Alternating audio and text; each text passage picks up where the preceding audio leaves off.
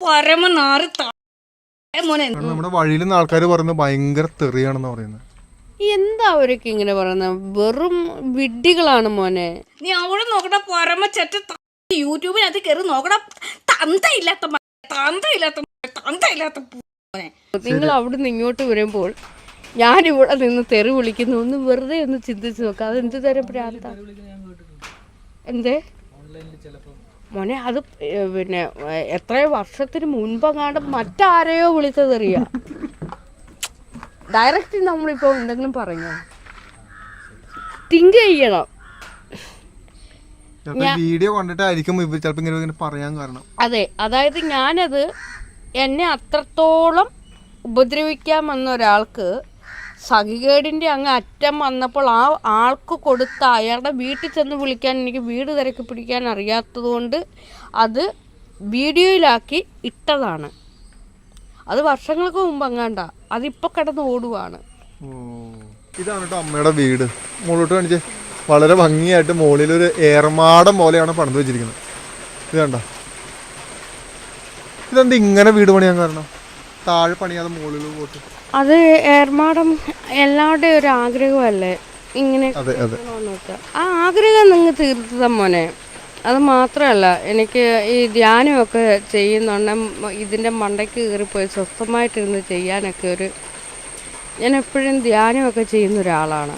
ധ്യാനം, യോഗ, കുറേ നേരം ഇങ്ങനെ ഇരിക്കുന്ന അതിലേക്കൊക്കെ മുഴുകി ഇങ്ങനെ അങ്ങ് പോകാറുണ്ട്. ചിലപ്പോൾ അറിയത്തു പോലും ഇല്ല. ഇരിക്കുന്ന ഇരിപ്പിൽ അത് എന്ത് യോഗ ചെയ്യുന്നത്? സാധാ യോഗയാണോ അതെന്തെങ്കിലും പ്രത്യേകതയുള്ള പേരുണ്ടോ എന്തെങ്കിലും? ഞാൻ അങ്ങനെ പ്രത്യേകിച്ച് പേരൊന്നും ഇട്ടിട്ടില്ല. ഈ ഓരോരുത്തരും യോഗയ്ക്ക് ഓരോ പേരിടുന്നുണ്ട്. ഓരോ മനുഷ്യനും അവരവരുടെ ഹിതത്തിനനുസരിച്ച് യോഗയെ ഓരോ യോഗാമുറകളായും പേരുമിട്ടാണ് അവർ പ്രചരിപ്പിച്ചിട്ടുള്ളത്. എനിക്കും വേണമെങ്കിൽ അങ്ങനെ ചെയ്യാം. ഇന്ന് വരെ ഞാൻ അങ്ങനെ ഒരു പ്രത്യേക പേര് ഇട്ടിട്ടില്ല. അങ്ങനെ ഇടാത്തതാണോ അതോ ഇനി ഇടാൻ സാധ്യതയുണ്ടോ? സാധ്യതയുണ്ട്. എന്തായിരിക്കും ഞങ്ങളോട് പറയണേ? അങ്ങനെ ഒരു പേര് എന്തായിരിക്കും?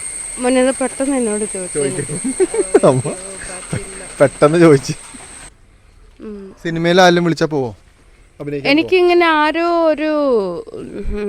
അങ്ങനെ വന്ന് എന്നോട് പറഞ്ഞു, ഒരു മൂവിയില് ഒരു ചെറിയൊരു അഭിനയിക്കാനായിട്ട്. എന്ത് പറഞ്ഞു? ഞാനൊന്നും പറഞ്ഞില്ല. എനിക്ക് അത് നേരത്തെയും കുറേ ആൾക്കാർ ഇങ്ങനെ വന്ന് പറയും. ഇപ്പം ഇദ്ദേഹം എന്നോട് പറഞ്ഞത് പിന്നെ ഒരു മൂവിയിൽ ചാൻസ് തരാമെന്ന് പറഞ്ഞു. പക്ഷെ എനിക്ക് അഭിനയിക്കാൻ അറിയില്ല. ഞാനൊന്നും പറഞ്ഞില്ല. നോ എന്നും പറഞ്ഞ് വേണ്ട. നല്ല നടന്മാരെ അഭിനയിക്കാറില്ല, അതറിയില്ലേ? അവരിങ്ങനെ ജീവിക്കും. ആ ജീവിതമാണ് അഭിനയം. എല്ലാവരും അഭിനയിച്ച വൃത്തികേടല്ലേ? ഒരാഗ്രഹം എന്താ? ഒരു വലിയ ആഗ്രഹം ചോദിച്ചാൽ എന്തായിരിക്കും? എന്താ ഒരു വലിയ ഒരു ആഗ്രഹം? ഇപ്പൊ ഒരു ദൈവം വന്ന് പ്രത്യക്ഷപ്പെട്ടിട്ട് നാഗസേന്ദ്രമ്മയോട് ഒരു ആഗ്രഹം ചോദിക്കാണ്. അപ്പൊ എന്ത് ചോദിക്കും ദൈവത്തോട്? നിങ്ങളൊക്കെ എന്നോട് ചോദിച്ചുകൊണ്ട് ഇങ്ങനെ ഇരിക്കുമല്ലേ, രസകരമായ കളി. നിങ്ങളൊക്കെയാണ് എൻ്റെ ദൈവങ്ങള്. എങ്കിലും ശരിക്കുള്ളൊരു ദൈവം വന്ന് പ്രത്യക്ഷപ്പെട്ടിട്ട് ഇനി ശരിക്കുള്ള ദൈവം ഇല്ലേ? അത് നിങ്ങളൊക്കെയാണ് എൻ്റെ ദൈവങ്ങള്. ഇതിൽ കൂടുതൽ എനിക്കിനി വർണ്ണിക്കാൻ കഴിയില്ല. അതൊരു ദൈവം, ഇതൊരു ദൈവം, ഇത് ദൈവം. ഇതാ എൻ്റെ ദൈവങ്ങളാണ് നിങ്ങളൊക്കെ. ഇനി ഇതിൽ കൂടുതൽ ഞാൻ ജീവിച്ചിരിക്കുമ്പോൾ ഇനി എനിക്ക് മറ്റൊരു ദൈവത്തെ കാണാനില്ല. അമ്മയുടെ ഒരു പരാതി എന്താന്ന് പറഞ്ഞാൽ, നമ്മൾ വിളിച്ചിട്ട് വരാം. നമുക്കൊരു നമ്പർ ആകെ നമ്മുടെ കയ്യിൽ ഉണ്ടായിരുന്നുള്ളൂ, ഒരു നമ്പർ. ആ നമ്പർ നമ്മൾ കുറേ വിളിച്ചു, പക്ഷെ നമുക്ക് കിട്ടുന്നില്ല. അവസാനം നമുക്ക് വഴി അറിയില്ലായിരുന്നു. സത്യം പറഞ്ഞു നമ്മൾ കുറേ കറങ്ങി ഇവിടെ കിടന്നു. അവസാനം ആൾക്കാരോട് ചോദിച്ചിരുന്ന ആൾക്കാർ പറഞ്ഞു തരുന്നില്ല കറക്റ്റ് വഴി അങ്ങനെ. അവസാനം നമ്മളിങ്ങനെ ഉദ്ദേശം വെച്ച് കണ്ടതാണ് എത്തിയത്. അതാണ് അമ്മ പറയുന്ന പരാതി, നമ്മൾ വിളിക്കാതെ വന്നു. കാരണം വരുന്നവരൊക്കെ വിളിച്ചിട്ടാണ്. കാരണം എന്ന് വെച്ചാൽ മോനെ, ഞാനാണെങ്കിൽ ചില സമയത്ത് എൻ്റേതായിട്ടുള്ള കാര്യങ്ങൾക്ക് ഇങ്ങനെ ഇരിക്കുമ്പോൾ നിങ്ങൾക്കൊരു പക്ഷെ ഇവിടുന്ന് നിരാശയോട് മടങ്ങേണ്ടി വരും. അത് എനിക്കൊരു സങ്കടമാണ്. അപ്പോൾ ആ സങ്കടം ഒരല്പനേരം എന്നിൽ ഇങ്ങനെ നിൽക്കും. പിന്നെ സങ്കടമൊക്കെ ഒന്നുമില്ല, എല്ലാം അങ്ങ് പോകും. എന്നാലും അയ്യോ അവർ വന്നിട്ട് നിരാശയോട് പോകേണ്ടി വന്നല്ലോ എന്ന കുറച്ച് നേരത്തേന് മാത്രം എന്നിലത് അവശേഷിക്കുന്നതാണ്. അപ്പോൾ പിന്നെ എനിക്ക് തോന്നും വിളിച്ചിട്ടല്ല വന്നത്, അന്നേരം എനിക്ക് വിഷമിക്കേണ്ട കാര്യമില്ല എന്നും ഓർക്കും. അപ്പോൾ അതുകൊണ്ടാണ് ഞാൻ പറയുന്നത്. കാരണം ഞാൻ ഇപ്പോൾ തന്നെ ഞാൻ റെഡിയല്ല. എനിക്ക് നല്ലൊരു ആത്മവിശ്വാസത്തോടല്ല ഞാനിവിടെ നിൽക്കുന്നത്. നല്ല റെഡി. ഇങ്ങനത്തെ ഡ്രസ്സിൽ തന്നെയാണല്ലോ നമ്മൾ കാണാറ് വീഡിയോയില്. പക്ഷെ മുഴുവൻ മുഷിങ്ങി നാറി കുത്തുവാള എടുത്തിരിക്കുകയാണ്. കാരണം ഞാൻ ഒന്ന് റെഡി ആയിട്ടല്ല ഇതിൻ്റെ മുന്നിലേക്ക് വന്നത്. മണ്ണിനകത്ത് എല്ലാം ഇങ്ങനെയായി. എനിക്ക് ഇങ്ങനെയൊക്കെ ഇരുന്ന് സംസാരിക്കുമ്പോൾ എനിക്കും കൂടെ ഒരു എന്താ ഒരു സന്തോഷം കിട്ടണം. പക്ഷെ ഒരിക്കലും ഞാനിപ്പോൾ കിട്ടുന്നില്ല, എനിക്കത് ഫീൽ ചെയ്യുന്നില്ല. മനസ്സിലായോ? അതുകൊണ്ടാണ് മുത്ത പറഞ്ഞത് നിങ്ങളൊന്ന് വരണമെന്ന്. അപ്പോഴാണ് എനിക്കിവിടെയൊക്കെ ഒന്ന് റെഡിയാക്കിയിട്ട് അതെല്ലാം എനിക്ക് എടുക്കാമായിരുന്നു. തുണികളെല്ലാം എനിക്ക് കാണിക്കാമായിരുന്നു. കുറേ തുണികൾ കാണിക്കാനുണ്ട് നിങ്ങൾ. അപ്പോൾ അതെല്ലാം എനിക്ക് കാണിക്കണമെന്നുണ്ടെങ്കിൽ എന്ത് ചെയ്യണം? കാരണം അത് കാണിച്ചാൽ മാത്രമേ എനിക്കും പ്രയോജനപ്പെടുകയുള്ളൂ. ഞാനിത് വെറുതെ എടുക്കുന്ന ഒന്നല്ല. ഈ ഇൻ്റർവ്യൂ എന്ന് പറയുന്നത് വെറുതെ ഇതെൻ്റെ ജോലിയുടെ ഭാഗമായിട്ട് ഞാൻ ചെയ്യുന്നതാണ്. അതുകൊണ്ട് തന്നെ ഞാൻ ദക്ഷിണയും ചോദിക്കും. ജോലിയുടെ ഭാഗമാണ് എനിക്ക് ഇൻ്റർവ്യൂ. ആ ഇൻ്റർവ്യൂ ഇത് പോയി കഴിഞ്ഞ് ഇത് നേരെ എൻ്റെ ചാനലിൽ, ഇത് നിങ്ങളുടെ ചാനലിൽ അത് കണ്ടു കഴിയുമ്പോൾ ഞാൻ നിങ്ങളുടെ ചാനലിൽ എന്തെല്ലാം വിഭവങ്ങളാണോ തരുന്നത് അത് കണ്ടിട്ട് വേണം എൻ്റെ ചാനലിലേക്ക് ആളുകൾ പോകേണ്ടത്. ഇതിൻ്റെ പിന്നിലുള്ള സൈക്കോളജിക്കൽ മനഃശാസ്ത്രപരമായിട്ടുള്ള കളി ഇതാണ്. അതുകൊണ്ടാണ് എല്ലാവരോടും വരൂ എന്ന് പറയുന്നത്. എൻ്റെ ചാനൽ മൂവ് ആവണം.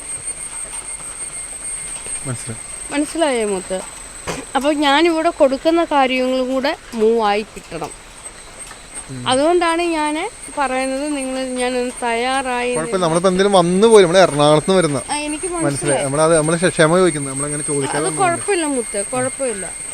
അപ്പോൾ കാരണം എന്ന് വെച്ചാൽ ഞാനും ഇതുപോലെ 10 പൈസയ്ക്ക് വേണ്ടി ഇരിക്കുന്ന അമ്മയാണ്. എനിക്ക് വേറെ ജോലിക്ക് പോകാനുള്ള ആ ഒരു ഇത് എനിക്ക് ആത്മീയതയിലാണ് മുഴുവനും. ആത്മീയത എന്ന് വെച്ചാൽ അപ്പോൾ ഈ ആത്മീയത എന്ന് പറയാൻ നമ്മുടെ ശാരീരികമായ ദുർബലതകളെ, ദൗർബല്യങ്ങളെ നാം തന്നെ തിരിച്ചറിയുന്ന ഒരു സുഖകരമായ ഒന്ന്. ജോലിക്ക് പോകാൻ പറ്റില്ല എന്ന് പറഞ്ഞാൽ എന്താ? വേറൊരിടത്ത് ജോലിക്ക് പോയാലേ ഇന്ന ഒരു കാര്യം എന്നോട് ചെയ്യാൻ പറഞ്ഞാൽ അത് ഓർമ്മ നിൽക്കത്തില്ല. എനിക്കിവിടെ വരുന്നവരാരും എൻ്റെ അതിഥികളല്ല മുത്ത്. പിന്നെന്താണ്? എനിക്ക് നിങ്ങൾ എന്റെ മക്കളാ, എന്റെ പൊന്നുകളാണ്. അതുകൊണ്ടല്ലേ ഞാൻ ഇത്രക്ക് അമ്മയുടെ അടുത്തോട്ട് വരുമ്പോ ചോദിച്ചിട്ട് എന്തിനാ?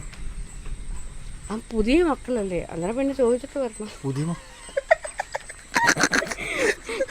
ലോകത്ത് ഒരു മക്കളും അമ്മയുടെ അടുത്തോട്ട് വരുമ്പോ ചോദിക്കില്ല, ഓടി വരുള്ളൂ. ശരിയല്ലേ? അത് ഓടി വരുള്ളൂ. അപ്പൊ ചിലപ്പോ അമ്മമാർക്ക് നല്ല ദേഷ്യം വരും. കാരണം ജോലി ചെയ്തോണ്ടിരിക്കുമ്പോഴായിരിക്കും മക്കൾ ഇങ്ങോട്ട് വന്നിങ്ങനെ എനിക്ക് നിങ്ങളെ കണ്ടിട്ട് ഇങ്ങനെ ചീത്ത പറയണത്, എന്നെ കൊണ്ട് എന്തിനാ ഇങ്ങനെയൊക്കെ പറയും. ഞാൻ അങ്ങനെയൊന്നും പറയരുത്. നിങ്ങൾക്ക് തോന്നിയോ അങ്ങനെയൊക്കെ പറയുന്നത്? എനിക്കൊരു കുഞ്ഞിന് നീരസമുണ്ട്, അതല്ലാതെ ഞാൻ അങ്ങനെ പറഞ്ഞ മുത്തേ. നമ്മൾ വീഡിയോയിൽ കുറേ ചീത്തവിളി നമ്മളിങ്ങനെ കണ്ട്. പക്ഷെ നമ്മൾ ഒരുപാട് വീഡിയോ കണ്ടപ്പോൾ നമുക്ക് മനസ്സിലായി ഇവിടെ വരുമ്പോ അങ്ങനത്തെ ഒരാളെ അല്ല. ഇപ്പൊ നിങ്ങൾക്ക് എന്ത് തോന്നുന്നു? ഭയങ്കര സ്നേഹമുള്ള ഒരാളെ പോലെ. ഞാൻ ഇത്രയും ദേഷ്യപ്പെട്ടിട്ട് ഒന്നും തോന്നുന്നില്ലേ? ഇല്ല, ഒന്നും തോന്നില്ല. എന്റെ ഫുള്ള് ദേഷ്യം ഞാൻ കാണിക്കുന്ന. ഞാൻ നല്ല ദേഷ്യത്തോടു കൂടി നിന്ന് പറയാം, നിങ്ങക്ക് തോന്നുന്നേ ഇല്ല. അപ്പൊ ഇനി എന്താ, ഞാൻ ഇത്രയൊക്കെ ഉള്ളൂ, എന്റെ ദേഷ്യം ഇതൊക്കെ ഉള്ളൂ. ഞാൻ ഇങ്ങനെയാണ് ദേഷ്യം പ്രകടിപ്പിക്കുന്നത്. നമുക്കിപ്പോ ഈ പടം, ഈ ചിത്രം എന്നത്തേക്കായിരിക്കും തീർക്കുന്നത്? ശില്പം പൂർത്തീകരിക്കുന്നത് മോൻ അന്നേരം പറഞ്ഞാൽ വരുമോ? വരും. അതിനെന്താ? ഇതെല്ലാം നാച്ചുറൽ ആയിട്ടുള്ളത്. അതെ അതെ. അപ്പോൾ നിങ്ങളുടെ വീഡിയോയ്ക്ക് എന്ത് വേണമോ അത് ഞാൻ തരും. അത് രസകരമാകാം, പ്രാന്താകാം, സന്തോഷമാകാം. ഞാൻ നല്ലൊരു സാഹിത്യകാരിയും കൂടെ ആയിരിക്കും. അപ്പോൾ പല പല കഥാപാത്രങ്ങളായിട്ടൊക്കെ നിന്ന് പ്രകടനങ്ങളെല്ലാം എനിക്ക് തരാൻ കഴിയും. ഉണ്ടായിരുന്ന സാഹിത്യകാരും പത്രക്കാരും ഒക്കെ ഇവിടെ ഉണ്ടായിരുന്നു. ഞങ്ങളെല്ലാവരും കൂടി ഇങ്ങനെ സംസാരിച്ചുകൊണ്ടിരിക്കുമായിരുന്നു. അപ്പോൾ ഒരു ഷൂട്ടിങ്ങിൻ്റെ പ്രതീതിയായിരുന്നു ഇവിടെ. നല്ല രസമുണ്ടായിരുന്നു. ഞാൻ നന്നായിട്ട് ആസ്വദിക്കുമായിരുന്നതെല്ലാം. ഇവിടോട്ട് വന്നാൽ മതി, എല്ലാവർക്കും വളരാം. നമുക്കൊരു ഡാൻസ് കളിക്കണം കേട്ടോ, ഞാനും നമ്മുടെ പ്രേക്ഷകർക്ക് വേണ്ടി. ഞാനും കളിക്കാം, നമുക്ക് ഒരുമിച്ച് കളിക്കാം. 2 സ്റ്റെപ്പ് പ്രേക്ഷകർക്ക് വേണ്ടി, ഒരു പാട്ട് പാടി 2 സ്റ്റെപ്പ്. നിങ്ങൾ അറിയാവുന്നതാണോ? മീഡിയക്കാരെല്ലാവരും അങ്ങനെ അറിയാലോ. കൊച്ചിയിലാണോ എല്ലാ മീഡിയ സ്ഥാപനങ്ങളും കൊച്ചിയിലാണ്. ആണോ? ഇവരെ അറിയാവുന്നതാണോ? ഞങ്ങളറിയില്ല, അവരറിയായിരിക്കും. അപ്പൊ ഇവിടെ വരുമ്പോ നമ്മളെല്ലാരും കൂട്ടാണ്, മനസ്സിലായ മുത്ത്? ഇവിടെ വരുമ്പോ നമ്മളെല്ലാരും കൂട്ടാണ്. എൻ്റെ അടുക്കൽ വരുമ്പോ അങ്ങനെ എല്ലാരും കൂട്ടാവണം. അങ്ങനെ വേണം നമുക്ക് പോകേണ്ടത്. നമുക്ക് അങ്ങനെ പോകാവൂ, ഒത്തൊരുമ വേണം. നാളെ കാലത്ത് വല്ല വയ്യായ്മ എങ്ങാനായി കിടക്കുന്നതാണ്, നമ്മളെ താങ്ങിയെടുക്കാൻ ആള് വേണം. അതിന് നമ്മള് ഇപ്പോഴേ നമ്മൾ ആളിനെ സ്വരൂപിച്ച് വെക്കണം.